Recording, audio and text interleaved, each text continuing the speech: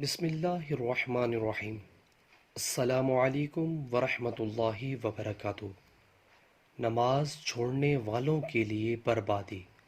ارشاد خداوندی ہے، فویل للمصلین الذین هم عن صلاتهم ساہون۔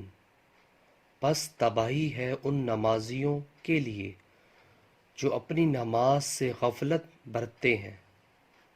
آیت بالا میں مذکورہ تباہی و بربادی تو ان لوگوں کے لیے ہے جو نماز کی ادائیگی میں تاخیر یا سستی سے کام لیتے ہیں، اور جو لوگ سرے سے نماز ہی ادا نہیں کرتے ان کے لیے کیسی ہولناک تباہی و بربادی ہوگی۔